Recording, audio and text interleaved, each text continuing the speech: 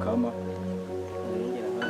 bitarambiranye no musi n'umusi udasanzwe umunsi wo kwakira abavandimwe bacu bifuje gushika ngaha kwiyegereza Imana mu bihe baciyemo by'urukundo bakaba bashitse uno munsi bigaragaza bitarambiranye. Rero reka tubanze dusaba Imana yadushikanye uno munsi tugikomeye. Reka mbanze ndabasabire ku Mana yacu nyine imbabazi, hezagira aba bana bawe data mu bihe bagiye gucamo. Mana ubarinde gupfa ibintu bitajanye, ubarinde data, ubarinde gupfa inkono n'umucumbisho, uzobugize neza ndagusabye uzibibakorera. Amen. Abi uremera kubera Edi umufasha? Ndacyemeye. Edi uremera ko ugiye kuba umufasha wawe? Urabyemera?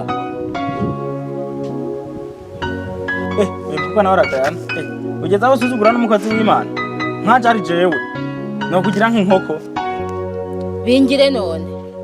Nari nzi kurikiranye. Urabyemera? Je noshingirwana n'umuntu ntana kandoro yidafise.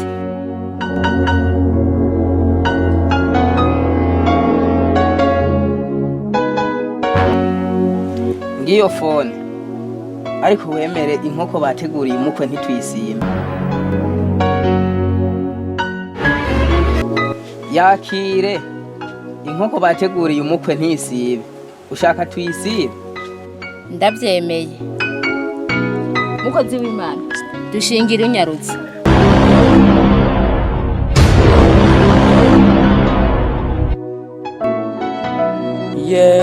Muramaze kumva wa musiguzi bitwa Roki. Nimwe akunda kuvuga ngo harageraho umwana ariranye na ntamwe. Urabye ibi bintu akagabo abikankoreye. Shaje byarambabaje. Cyano z'uyu mugore nige nazimutangiye. N'amahera yo kubaka ikigara nige nayamutangiye. Narinzi ngo rero mu gikoni ho hariyo yankoko yabajya kugira ngo nanjye numvirize kajya kantu nahora numva bavuga ngo nagasunda babonye. Nahora numva ngo kararyoshe gusumba nko gucyarika ibi bintu umugaba nkore igese ndabyemeye. Mu gikoni wiwe ho nta nino urusogi rw'inkoko ruriye. Ibintu umugaba nkore sinzopfa ndabyibaye. Ubu nyene je no siganda mukuru.